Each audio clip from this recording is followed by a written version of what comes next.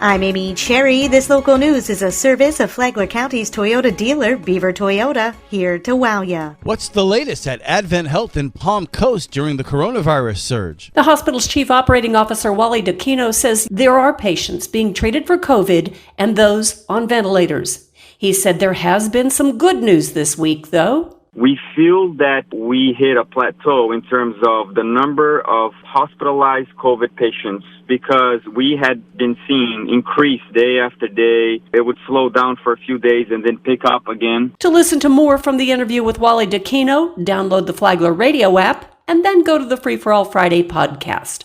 Tomorrow, don't be fooled by the plateau. From the WNZF newsroom, I'm Deb Albertson.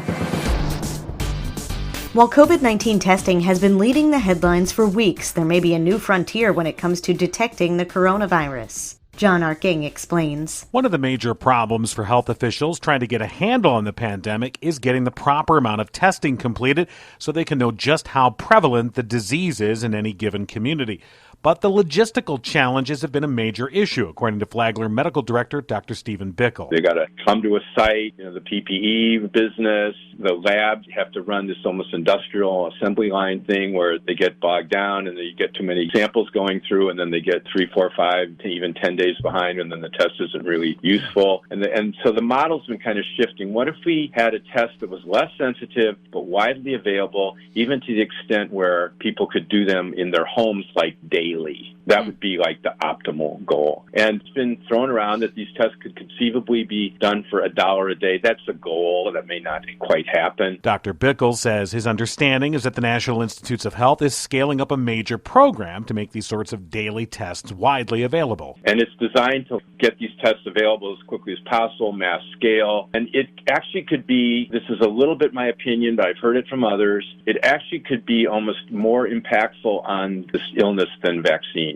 And the reason is that we are missing so many cases right now that we then can't track and then can't keep from spreading to others. But if people could be testing all the time, especially like schools, any contained environment, anytime there was an outbreak, you could pick up all these cases even when they're asymptomatic because you're testing every day. Bickle says the test could be available as early as this fall, although he cautioned that not everyone is convinced they'll have as much of an impact as he's hoping. From the WNZF newsroom, I'm John Arkin. Community testing for COVID-19 has a new location. You can now get tested at Cattleman's Hall at the Flagler County Fairgrounds on County Road 13 in Bunnell. The Florida Department of Health in Flagler County will manage and operate the testing site, which will be open Monday through Wednesday by appointment only between 9 a.m. and 3 p.m. The testing site on Daytona State College's Palm Coast campus will operate Tuesday through Thursday of this week before closing. Other places you can get tested this week include the Santa Maria del Mar Church in Flagler Beach, today from 4:30 to 6 p.m. That site is drive-through and by appointment only. First United Methodist Church of Bunnell offers drive-through testing by appointment on Wednesdays from 4:30 to 6 p.m. Flagler Pharmacy at 200 Moody Boulevard in Flagler Beach offers walk-up appointments on Thursdays from 9 a.m. to 10:30 a.m. and testing is also available Saturdays from 10 a.m. to noon at Church on the Rock in Bunnell.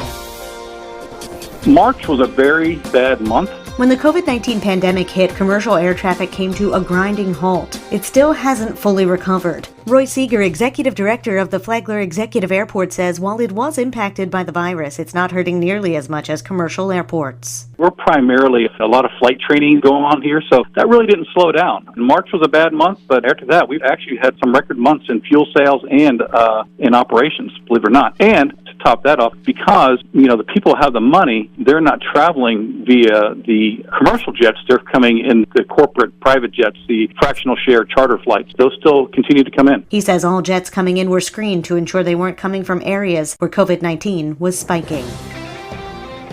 The crime rate in Flagler County is at its lowest point in 25 years. Tony Magoo has the details. Crime statistics for the first 6 months of 2020 have been submitted by the Flagler County Sheriff's Office to the Florida Department of Law Enforcement. Compared to the same time period last year, crime is down nearly 25%. This is the lowest crime rate seen here in 25 years. Flagler County Sheriff Rick Staley. We focus on the small number of career criminals committing most of the crimes. We arrest these criminals and we put them in jail where they cannot prey on our community. What's the formula to getting this done? Real-time crime analysts, the latest technology, community and business partnerships, a strong program of teaching citizens how to keep their property safe in our guardianship policing philosophy, where we partner with you, the community, to fight crime together and keep our neighborhoods safe. For Flagler's Morning News, I'm Tony Magoo. And now you're up to date on Flagler's Morning News. I'm Amy Cherry.